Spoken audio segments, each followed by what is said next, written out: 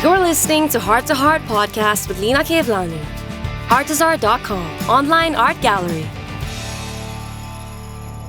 Hey, welcome to the Heart Podcast. I'm Lina Kevlani, your host, and I'm also the owner of Artezaar.com, online art gallery in Dubai. Today, I have a really special guest. I know I keep saying that for everyone, but this one's truly special.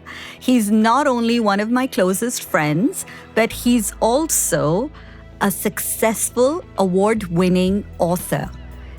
Please meet Sandeep Adnani, a multi-genre author. Hi, Sandeep. Hi, Lina. Thank you so much for having me here. I hope you're going to have as much fun as I am. Always, always. So, Sandeep, for our listeners who don't know you, please tell them a bit about yourself.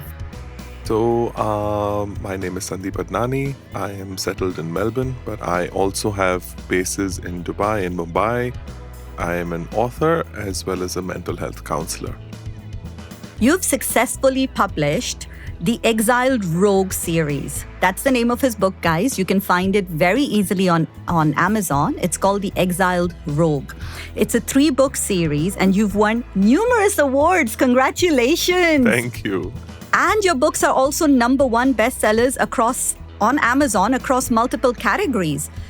So what made you get into writing that particular series? Interesting question, Lina. Writing a book, the wish or the hope to write a book was something that goes all the way back to high school. I found my high school yearbook. I went to school in Dubai at the Emirates International School. And there in the yearbook was written that he plans to write a book. It's something that seems very impossible when you're at that age. I have been going through stuff in life where you move from Dubai to India, then move from India to Australia. But in that time, I didn't forget that I wanted to write a book, and I always started, but didn't complete it or, abandoned it. And the story came to me in 2013, the original story. But by the time I got around to writing it in 2019, the story had completely transformed. And it's something I hold very dear to my heart. And I think it needed all that movement and all that shift and all that growth, because that came across in the writing. And that growth and shift all happened in your life between 2013 to 2019. Hence, it showed in the growth of your book. Yeah. In the plot of your book. Yeah. Oh. And tell our listeners a bit about your books. Tell them a bit about the Exiled Rogue. So the Exiled Rogue series, funnily, didn't start out being a 3-part series. It was going to be a standalone book. And the first book is The Codes of the Exiled Rogue. And I remember writing it, and I remember being very happy with the way I finished the story. But I knew there was more there. And the book itself is, when people read it, they ask me, is it like automatic writing? Some of it seems like to resonate with us so deeply. Tell us more about the writing process. So I said, no, it wasn't like that, but the ideas were flowing, the characters were flowing. And at the launch of the first one, I had some kind of voice inside me say that this is going to be a trilogy. And everybody looked up like this. And I said, yeah, it's going to be a trilogy. And that's when I wrote part 2 and part 3, The Origin of the Exiled Rogue and The Prophecy of the Exiled Rogue.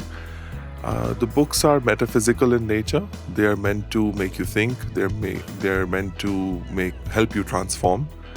And funnily enough, when I wrote The Codes of the Exiled Rogue, I set it in the year 2039. In a year where people don't shake hands. This was written, mind you, in 2019. When people don't shake hands. When people don't shake hands and everybody's a germaphobe. So the book became kind of like a prophecy. So somewhere it got channeled. Somewhere something was speaking to me, and I was kind of telling the world what's to come. And did you have any inspiration when you were writing or fleshing out your characters? Because when I've read the book, there's one character you deviate towards, And then all of a sudden, somewhere you start to deviate towards the second character because there's a transformation happening in the second character that you are going through it at that point in time. Yeah. So, and did you have any inspiration when you were fleshing out these characters that this is based on this person or this is based on this thing? I think, funnily enough, the book helps you transform because the characters are transforming. The characters are seeking a higher purpose, a higher truth. So that was, it worked through them. And that's what I've been told about my writing, that it doesn't come across as preachy or it doesn't come across as... No, it doesn't. Yeah, so it's like you see what they're going through and you see if that works for you. Inspiration-wise, I would say, having grown up in Dubai, everything was very multicultural. So all the characters are very multicultural. They are very diverse nationalities, and they have a very diverse worldview. They have diverse personalities. And I wanted to show that as well. I wanted to show people who may have a resistance to certain things, how they can change, and how certain people are open and accepting of new ideas. So you kind of model it, and you kind of, show behavior that people may or may not, they may not have, but they may want. And I think that was the inspiration, where you lead by example. I think that would be the inspiration. So there was not a particular person or a particular worldview or a particular incident that shaped each of the characters. I would say I was I was putting bits of my personality into each character. Nice. But also I was putting common resistances in people, and I was putting references from popular culture into characters so that people can relate to it, and also people feel like familiar, like, yeah, this is me. So it was a mix of human as well as pop culture, both. Writing books isn't easy, and I know this from a personal experience because I'm still writing mine. It hasn't come there. And we often stumble into these mental roadblocks. We have writing blocks, as we call them, writer's block, artist's block. And how did you personally tackle it? Because you had the story in 2013. Yeah. You've started writing it in 2019, right? Your first book got released. And then very quickly, your other two books came along. Yeah. It was much faster than the first book, the process. Yeah. But how do you go about overcoming those blocks? Lena, it was I started writing in 2013. So you can say that the first book was sitting on the back burner for 6 years. I would bring it out, I would flesh out a chapter or two, but that maturity wasn't there in the writing. I had taken a writing course in India. That helped. The person who ran the course was also an editor, so I was hoping one day that she would become my editor. But writing is one thing, editing is one thing. So I remember when I finally put the book to paper, it didn't take too long. It took about 2 months, which is what on average all my books took after that. It was all about putting it down on paper and then giving it to an editor, and then learning how we even format a raw manuscript. So every author, every writer goes through this, where they are not sure of their work, where they are putting their ideas together. But I think after the first one, I haven't had a writer's block. What I call them now is like a gestation period, because you can put your stuff down, put your ideas down, write a few chapters, and it may not flow later. So I just let it sit. I'm like, it'll brew, something good will come out of it. Book 2 and 3 were written during lockdown. Book 2 was written in less than 2 months. Book 3 was written in less than a month. Because it was lockdown, there was a lot of focus, the story was flowing.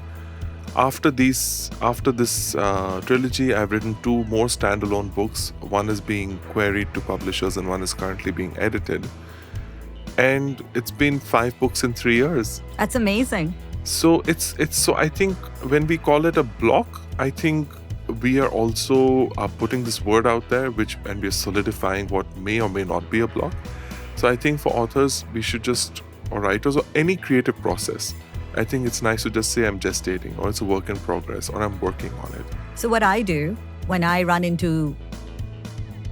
don't paint for a long time, let me put it that way, or I'm not motivated, or there's something missing somewhere. Earlier, you know me, I used to get very angry. I've not painted, da-da-da-da-da-da. I used to go on and on. I think I've come to a point where I just put the painting on the easel. Yeah. And I'm like, okay, dude, you're next. I have about 2-3 paintings. They all go up on the easels. And every day, coming and going, watching TV, it's sitting there in front of me whilst I'm working, now that, we're working from home. Yeah. Or it's sitting in front of me while I'm watching TV. And somewhere, all of a sudden, something will spark. Because if I show you some of those paintings, you'd say they're done. But to me, then there's something more. Something more. There's something coming out that I haven't figured out yet. And I'll keep it on the easel. I'll honor the process. Sometimes I will get frustrated because I am human. But I think for me, that has become the way I overcome it. Yeah. Is I let it speak to me rather than me speak to it. I don't know if that makes sense to a lot of listeners out there, but I let the art speak to me what it wants rather than me trying to put in, I want a yellow there, I want a red there. It might not want a yellow or a red. For sure.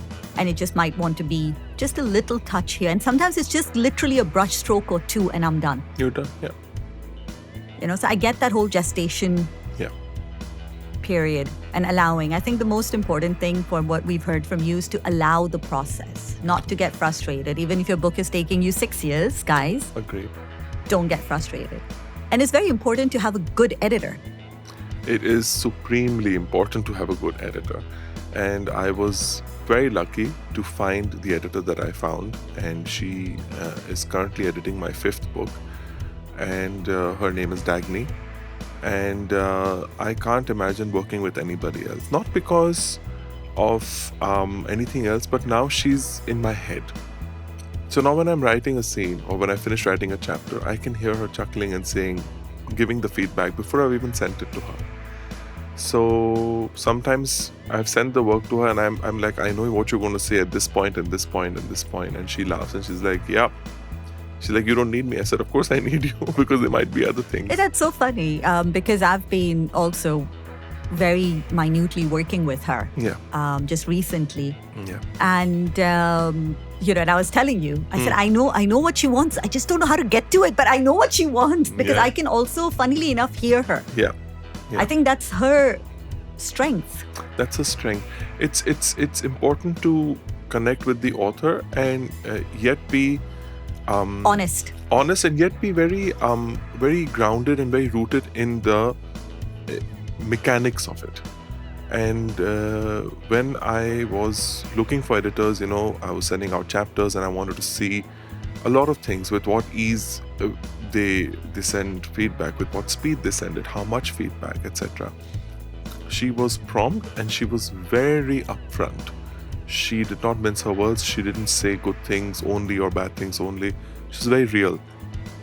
And I was like, yeah, this is the person I want to work with. And since then, it's just been a breeze. And I appreciate that, to be honest, because when I sent her my first draft, she was very honest to me on what I needed to fix and how I needed to rewrite. Or elaborate. Or change the tone. Because, that's something, I'm not a trained writer. I haven't done any writing course. And I think I started looking out for writing courses because of her. Yeah. Because I felt like there was a skill I needed to brush up on. Yeah. And with writing, funnily, you will find that you're constantly bettering yourself, you're constantly improving. I feel I have found my voice now, but there is, every time I go back, I can fix something, like how you just said, a brush stroke, a little. Yeah. So you can go back and fix something, or you can go back and add something. And as an artist, as I'm sure as well, you will agree that we need to at some point say, okay, you're done, and you step back. You do. Yeah. Otherwise, you get into it. Yeah. And you're just constantly working. And whatever you must have achieved would go kind of backwards then. Yeah. So we need to be happy with what it is in the present, the other piece of work that we've created, and we say, okay, you're done now. You have a story to tell. You can go out and say that story while I start another one. Good. That's so true.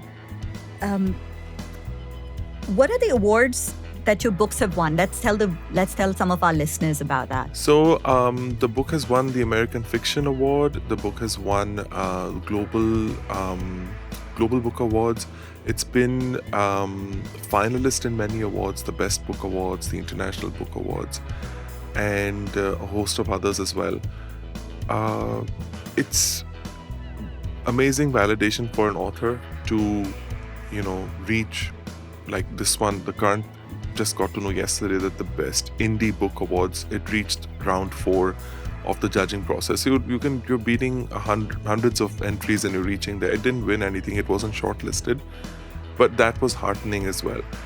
Not because of the award per se, but because when judges are eliminating entries, they're looking at form, they're looking at punctuation, they're looking at grammar, they're looking at plot, they're looking at character development. So these awards are kind of a validation that you are on the right path and you're doing something right. You're connecting with judges as well as readers. And one thing I wanted to point out to you, Leena, was when we find an editor, that is for the writing process.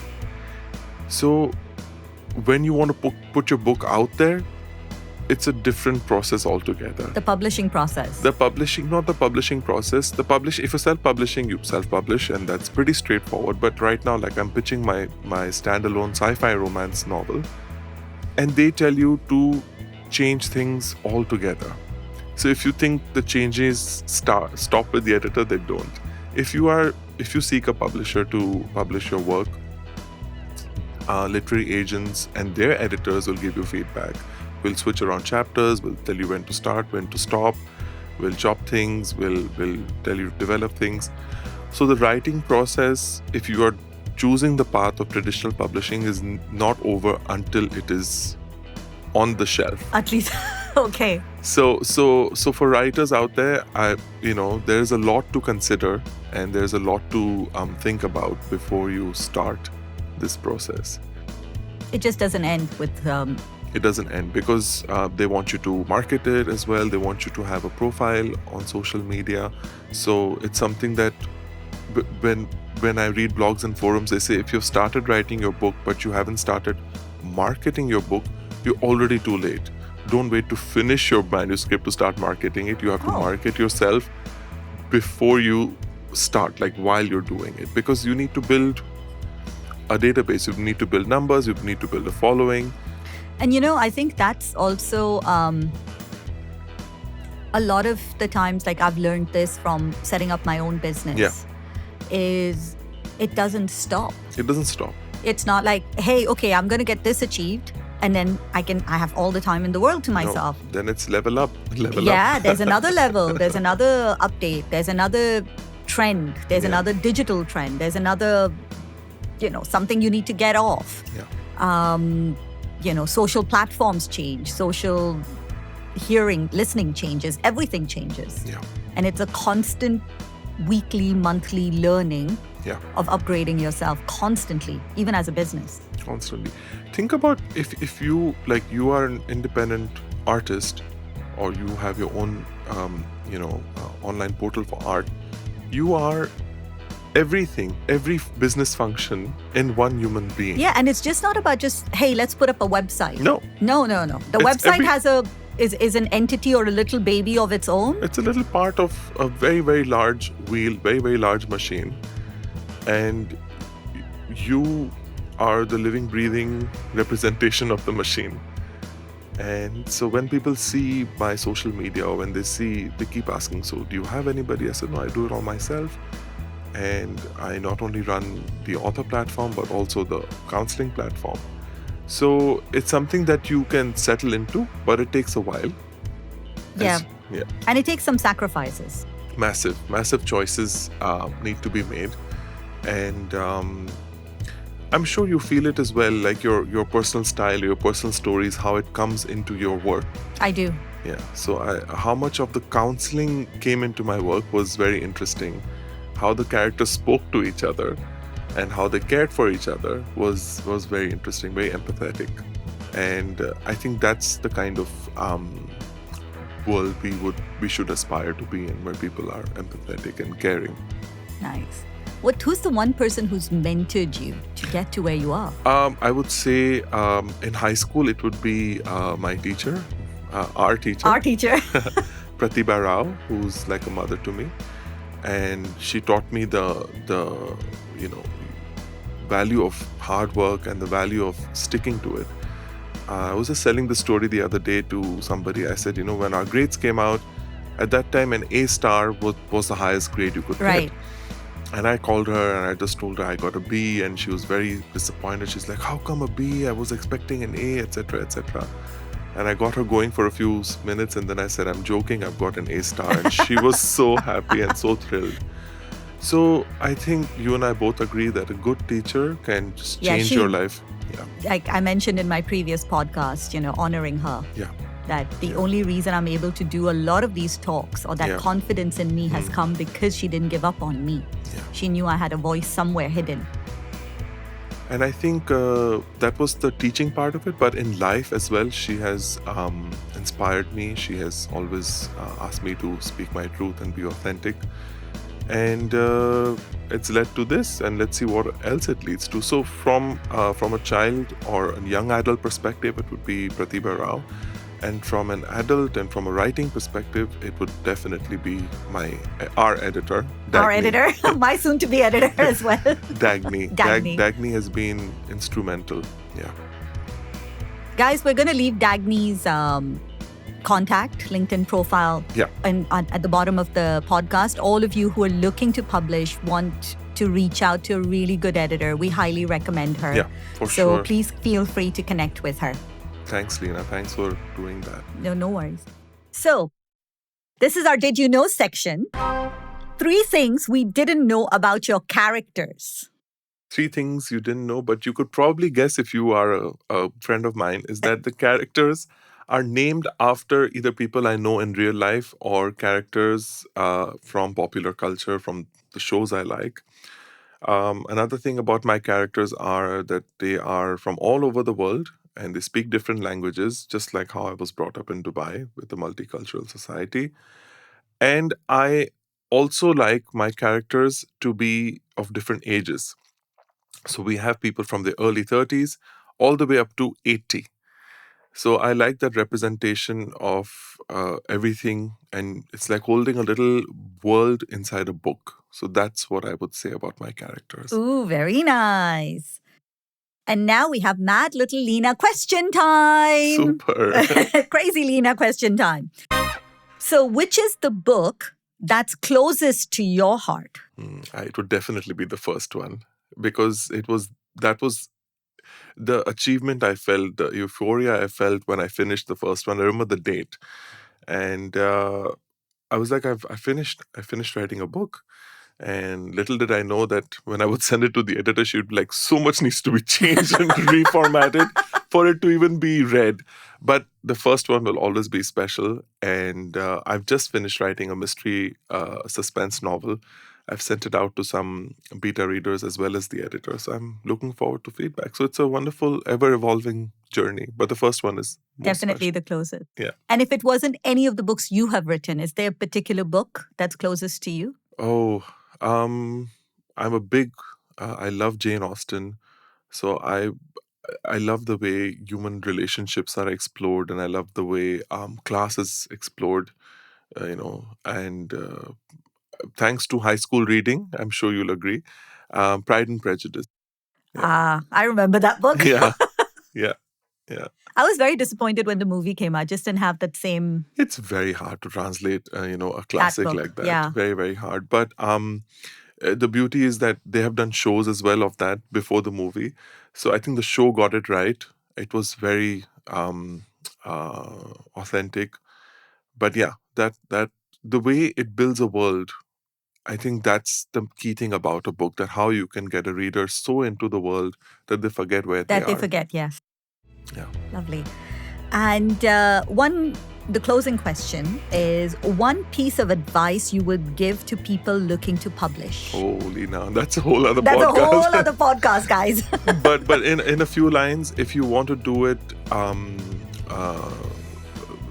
if you want to self-publish, I would suggest that you become like Lina and become like a whole company, a whole organization in one person. And if you're looking at traditional publishing, that's something that I'm doing right now. I'm querying my sci-fi romance. Be prepared for a marathon. It's not a sprint, and there's a whole massive process. So don't be daunted by the process. It is a process, and enjoy it, and you'll see yourself learn and grow and evolve and change through it. And it involves wearing many hats, so get used to that and follow other authors. The writing community on Twitter is so supportive.